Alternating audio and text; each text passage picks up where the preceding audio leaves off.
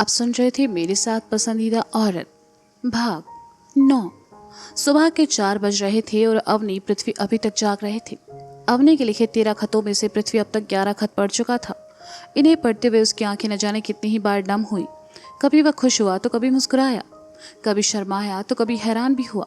लेकिन इन खतों को पढ़कर पृथ्वी को ये एहसास तो हो चुका था कि अवनी को भी उससे मोहब्बत है। 11 खत पढ़ने और उसके बाद की सच्चाई जानने के बाद अवनी भावुक हो गई और पृथ्वी के सीने से लगकर रो पड़ी। पृथ्वी ने उसे चुप करवाया और पास पड़ी कुर्सी पर बिठा दिया। उसने 12वां खत उठाया और लेकर अवनी के पास चला आया।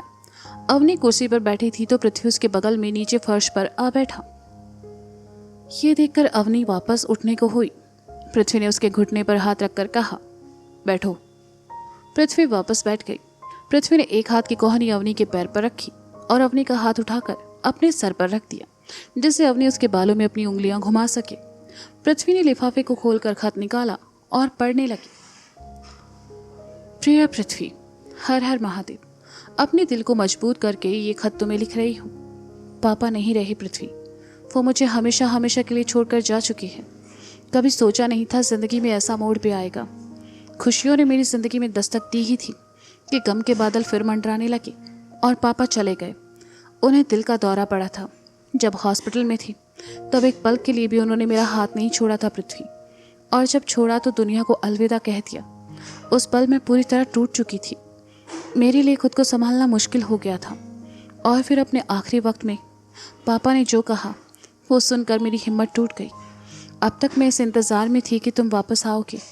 ये मेरा विश्वास था या मेरा प्यार, मैं नहीं जानती। बस जानती थी तो सिर्फ ये कि एक दिन तुम आओगे।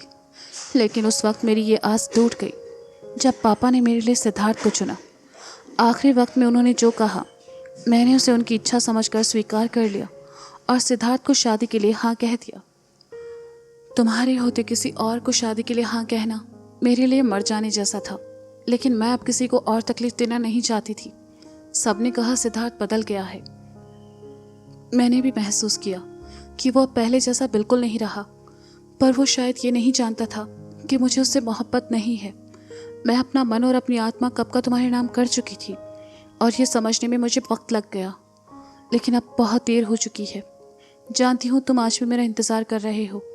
जब तक मैं तुम्हारी ज़िंदगी से हमेशा के लिए नहीं चली जाती, तुम अपनी ज़िंदगी में आगे नहीं बढ़ोगे, ना किसी और को अपनी ज़िंदगी में आगे आने दोगे।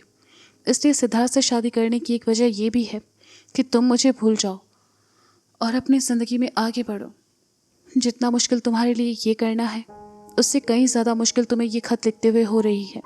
मुझे किसी और के साथ देखकर शायद तुम्हें मुझसे नफरत हो जाए, लेकिन मैं तुम्हारी ज़िंदगी बर्बाद करना नहीं चाहती पृथ्वी। मुझे अपनाकर तुम सबकी नफरत का शिकार हो जाओगे और मैं ये कभी नहीं चाहती। इस ज़िंदगी में एक बार तुमसे मिलना चाहती थी, लेकिन लगता है अब हम कभी नहीं मिल पाएंगे। मैं शादी करने जा रही हूँ। ये बात तुम्हें बताने की हिम्मत मुझ में नहीं है पृथ्वी, इसलिए ये खत लिख रही हूँ। ये खत कभी तुम तक पहुँचेंगे भी या नहीं मैं नहीं जानती, और चाहती हूँ कि ये खत तुम तक ना ही पहुँचे।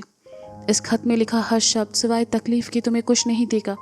मैं चाहती हूँ कि तुम सब भूलकर अपनी ज़िंदगी में आगे बढ़ जाओ, पर क्या मैं आगे बढ़ पाऊँगी? जो सपने तुमने मेरे साथ देखे वो सपने क्या मैं किसी और के साथ पूरे कर पाऊँगी?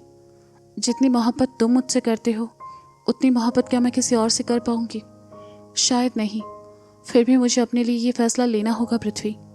जल्दी ही घर में शादी की तैयारियां शुरू हो जाएगी। सब इस शादी से बहुत खुश है, और रही मेरी खुशी की बात तो वो तुम्हारे साथ ही चली गई। लिखने के लिए बहुत कुछ है, लेकिन शब्द साथ नहीं दे रहे। अब कुछ भी लिखते हुए हाथ कांप रहे हैं और आंखें किसी भी वक्त बरसने को तैयार। इससे आगे कुछ लिखूंगी तो रो दूंगी। मुझे भूल जाओ पृथ्वी, भूल जाओ। इस दुनिया में ना सही, उस दुनिया में हम जरूर मिलेंगे। पढ़ते पढ़ते पृथ्वी का गला रुंध गया। उसे वो पल याद आ गए जब अवनी ने फोन करके अपनी शादी में आने को कहा था। पृथ्वी को गले में चुभन का एहसास हुआ, सीने में हल्का मीठा दर्द और आंखों में नमी। उस पल पृथ्वी को भी लगा था कि उसने अवनी को हमेशा हमेशा के लिए खो दिया। उस रात वह नकुल के सामने कितना रोया था वही जानता है। खत जैसे ही खत्म हुआ, उसके बालों में घूमती अवनी की उंगलियां रुक गई। पृथ्वी ने अपना हाथ अपने सर पर रखे अवनी के हाथ पर रखा तो अवनी ने महसूस किया कि पृथ्वी का हाथ ठंडा पड़ चुका है। पृथ्वी ने अवनी के हाथ को नीचे लगकर अपने होठों के सामने किया और अवनी की हथेली को चूम लिया। पृथ्वी ने अवनी के हाथ को कसकर पकड़ा, जैसे अवनी उसे छोड़कर जा रही हो और वह उसे रोकना चाहता हो। पृथ्वी के हाथ की उस पकड़ को अवनी समझ पा रही थी कि पृथ्वी के चेहरे में इस वक्त क्या चल रहा है। उसने अपना ललाट पृथ्वी के सर पर टिका दिया और दूसरे हाथ से दोनों के हाथ को पकड़ लिया। पृथ्वी खामोश था। ये खत पढ़ने के बाद वह अपनी भावनाओं को कोई नाम नहीं दे पा रहा था। उसकी आंखों के सामने बस वो पल चल रहे थे जब अवनी उससे हमेशा हमेशा के लिए दूर होने वाली थी। पृथ्वी ने गहरी सांस ली तो अवनी ने पलटकर टेबल पर रखा पानी का गिलास उठाया और पृथ्वी की तरफ बढ़ा दिया। पृथ्वी ने गिलास लिया और एक सांस में खाली कर दिया, जैसे उसे बहुत तेज प्यास लगी हो। कुछ देर पहले तक उसका गला सूखा हुआ था, लेकिन अब तर था। अपनी कोहनी अवनी के पैर पर टिकाए पृथ्वी अवनी की तरफ घूमा और कहा, उस रात जब तुमने कहा कि तुम शादी करने जा रही हो, जानती हो मुझ पर क्या बीती थी? मैं अपने होशो हवास खो चुका था अवनी। मैं कभी रोता नहीं हूँ, बड़ी से बड़ी तकलीफ के बाद भी नहीं, लेकिन उस रात मैं नकुल के सामने बच्चों की तरह रोया था और वो भी मुझे नहीं संभाल पाया। मैंने तुम्हें पाया नहीं था, लेकिन न जाने क्यों पहले दिन से ही मुझे ये महसूस होता था जैसे तुम सिर्फ मेरी हो और तुम पर मेरा हक है। मुझे तुमसे प्यार बाद में हुआ, लेकिन शादी का ख्याल पहले आया। मैं हमेशा अपने इस फैसले को लेकर कॉन्फिडेंट था कि मुझे तुमसे शादी करनी है, तुम्हारे साथ रहना है। लेकिन तुमने जब अपनी शादी की बात कही तो लगा जैसे सब बिखर गया है और अब मेरे हाथ में कुछ भी नहीं है। अवनी, मैं कभी शब्दों को जाहिर नहीं कर पाऊंगा कि मुझे तुमसे कितनी मोहब्बत है। आपको जाहिर करने की जरूरत नहीं है पृथ्वी। आपकी आंखों में सब नजर आ रहा है, और अगर मैं आपकी आंखें नहीं पढ़ पाई तो फिर मेरा राइटर होना बेकार है। मैंने बहुत सी प्रेम कहानियां लिखी है, लेकिन उन सब कहानियों में सबसे बेहतरीन प्रेम कहानी मैंने आपके साथ जी है पृथ्वी। आप जैसे इंसान को अगर उसका प्यार ना मिले तो फिर यह संसार की सबसे दुखद घटनाओं में से एक होगा। अवनी ने कहा, बस अब एक खत और बचा है। पृथ्वी ने नम आंखों के साथ कहा, हाँ, और उस खत के साथ ही हमारी ये दुखद कहानी भी खत्म हो जाती है। अवनी ने उदासी भरे स्वर में कहा, खत्म नहीं अवनी, शुरू। यहाँ से हमारी असल कहानी शुरू होती है। जो खत्म हुआ वो बस इंतजार था। कहते हुए पृथ्वी उठा और आखिरी लिफाफा लेकर उसे खोलने लगा। अवनी कुर्सी से उठी और खिड़की के पास चली आई। पृथ्वी भी खत लेकर खिड़की के पास चला आया और खिड़की के दूसरे किनारे से पीठ लगाकर खत पढ़ने लगा। प्रिय पृथ्वी, हर हर महादेव। आज मैं तुम्हें ये आखिरी खत लिख रही हूँ। आखिरी इसलिए क्योंकि इसके बाद मैं तुम्हें कोई खत नहीं लिख पाऊंगी। कल मैं किसी और की अमानत हो जाऊंगी। मेरे पास सिर्फ कुछ घंटे हैं जिन्हें मैं तुम्हारे बारे में सोच सकती हूँ, तुम्हें याद कर सकती हूँ और तुम्हारे लिए ये खत लिख सकती हूँ। जानती हूँ शादी के बारे में सुनकर तुम्हें बहुत तकलीफ हुई होगी। उस पल तुम्हारे लिए खुद को संभालना कितना मुश्किल रहा होगा। जितना मुश्किल तुम्हारे लिए ये स्वीकार करना है, उससे कई गुना ज़्यादा मुश्किल मेरे लिए ये फैसला करना था पृथ्वी। आज इस आखिरी खत में मैं तुमसे कुछ कहना चाहती हूँ। मैं तुमसे प्यार करती हूँ पृथ्वी, बहुत प्यार करती हूँ, लेकिन तुम्हें चाहकर भी अपनी ज़िंदगी में शामिल नहीं कर सकती क्योंकि मैं मजबूर हूँ। तुम्हारे घर वाले कभी इस शादी के लिए राजी नहीं होंगे और मैं उनका दिल दुखाकर तुम्हारे साथ घर नहीं बसा सकती। मैं जानती हूँ तुम्हारे लिए मुझे भूलना मुश्किल होगा और मेरे लिए तुम्हें भूलना नामुमकिन, लेकिन फिर भी मैंने तुमसे दूर जाने का फैसला किया है। मेरे इस फैसले से आहत होकर ही सही, कम से कम तुम दुनिया में आगे बढ़ जाओगे। मैं तुम्हें कभी इतनी तकलीफ देना नहीं चाहती थी पृथ्वी। यहाँ कोई मेरी बात समझने को तैयार नहीं है, सुरभि भी नहीं। मैं जानती हूँ मेरे इस फैसले से वह बहुत नाराज है, लेकिन मैं उसे मना लूँगी। पृथ्वी, तुम एक बहुत अच्छे इंसान हो, लेकिन तुम मेरी ज़िंदगी में बहुत देर से आए। अगली ज़िंदगी में अगर हमारा मिलना लिखा हो तो थोड़ा जल्दी आना। कल शादी है और एक आखिरी बार मैं तुम्हें देखना चाहती हूँ। इसके बाद पता नहीं दोबारा तुम्हें देखना नसीब हो या ना हो। कल तुम्हारी दी वो हरी चूड़ियाँ पहनूंगी। तुम नहीं भी आए तो कम से कम तुम्हारी दी उन चूड़ियों में तुम्हारे होने का एहसास तो होगा। देखो ना, तुमसे दूर जाने का फैसला करने के बाद भी मैं तुमसे दूर नहीं जा पा रही। तुमसे दूर जाने की, तुम्हें भूल जाने की बातें करती हूँ, लेकिन तुम्हारी यादों को आज भी अपने दिल से लगा रखा है। क्या मैं इन यादों को कभी अपने दिल से आज़ाद कर पाऊंगी पृथ्वी? क्या मैं तुम्हें कभी भूल पाऊंगी?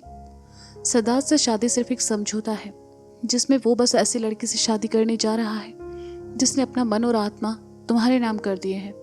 पृथ्वी, हो सके तो मुझे माफ़ कर देना। मैं तुम्हारी गुनहगार हूँ पृथ्वी।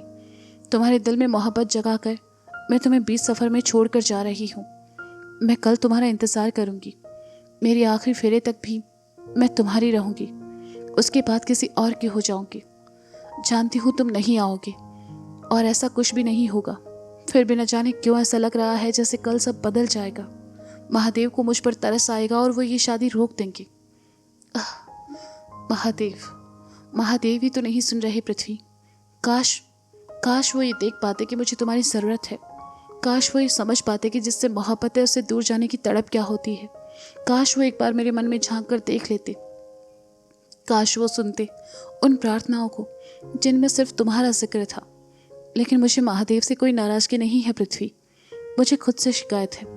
मैंने भी तुम्हारे प्यार को नहीं समझा। मैंने भी तो तुम्हारे मन में झांक कर नहीं देखा। मैंने भी तो तुम्हें जाने से नहीं रोका। फिर क्यों मुझे तुम्हारे लौट आने का इंतज़ार है। आज की रात बहुत तकलीफ देह है पृथ्वी, क्योंकि तुम्हारा ख्याल मैं अपने मन से नहीं निकाल सकती। बस कुछ घंटे और तुम्हारे ख्यालों के साथ बिताने की इजाज़त चाहती हूँ तुमसे। इसी के साथ इस खत को ख़त्म करती हूँ पृथ्वी। ज़िंदगी में अब कभी किसी के लिए खत नहीं लिखूंगी, क्योंकि एक औरत खत सिर्फ अपने पसंदीदा मर्द के लिए लिखती है और मुझे ये समझने में इतना वक्त लग गया कि वो तुम हो। अलविदा पृथ्वी, अपना ख्याल रखना। आखिरी खत पढ़ने के साथ ही पृथ्वी की आंखों में आंसू और होंठों पर मुस्कान थी।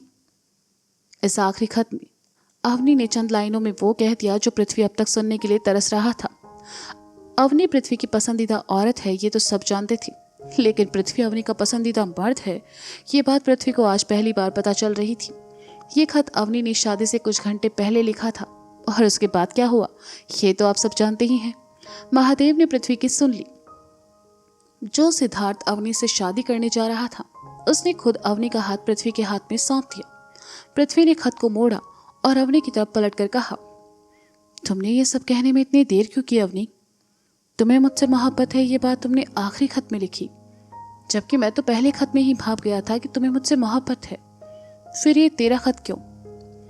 अवनी पृथ्वी के सामने आई और कहा, ताकि इन्हें पढ़ते हुए आप हर उस एहसास से गुजरे जो आपको लेकर मैंने महसूस किया है। खत लिखने वाला जानता है कि लिखते वक्त उसे क्या महसूस किया, लेकिन जब पढ़ने वाला भी वही महसूस करे तो समझो उसका लिखना साकार हुआ। ये खत महज शब्द नहीं है पृथ्वी, मेरी भावनाएं हैं जो मैं कभी आपसे कह नहीं सकी।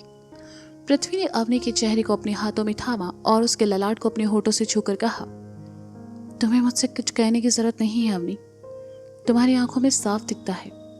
मैं ये खत ताउम्र संभाल कर रखूंगा। नहीं पृथ्वी, जितनी बार आप इन्हें पढ़ेंगे आपको उतनी ही तकलीफ होगी। अवनी ने कहा, मैं चाहता हूं जब जब हम इन्हें पढ़ें हमें तकलीफ हो, ताकि हमें ये एहसास रहे कि यहाँ तक पहुँचने के लिए हमने क्या क्या देखा है। पृथ्वी ने कहा। अवनी ने सुना तो नम आंखों के साथ गर्दन हिला दी। वैसे उस दिन एयरपोर्ट पर क्या कहा था तुमने? पृथ्वी ने कहा। अवनी मुस्कुराई और कहा, पृथ्वी, मुझसे शादी करोगे? पृथ्वी मुस्कुराया और बोला, हाँ, हर जन्म में। अवनी ने सुना तो पृथ्वी के गले आ लगी। पृथ्वी ने देखा सुबह के 6 बज रहे हैं और दोनों जाग रहे हैं। अवनी पृथ्वी से दूर हटी और कहा, अब? पृथ्वी ने उधर देखा और अवनी को अपनी गोद में उठाकर कहा, अब मैं अपना बदला पूरा करूंगा। अवनी ने सुना तो शर्मा कर अपनी हथेलियों से अपना चेहरा छुपा लिया और पृथ्वी से गोद में उठाए बिस्तर की तरफ बढ़ गया। खिड़की के बाहर तार पर कोयल का जोड़ा आ बैठा और दोनों एक दूसरे से प्यार जताने लगे। हाँ तो दोस्तों, क्या पृथ्वी ले पाएगा अवनी से अपना बदला या रंग में पड़ने वाला है भंग? जानने के लिए सुनते रहिए पसंदीदा औरत सीजन 3 मेरे साथ। अगर कहानी आपको पसंद आ रही है तो इसे लाइक करें, कमेंट करें, अपने दोस्तों के साथ शेयर करना ना भूलें। और हाँ, मेरे चैनल को सब्सक्राइब अगर नहीं किया है तो कर लीजिए प्लीज़, आपका कुछ नहीं जाएगा।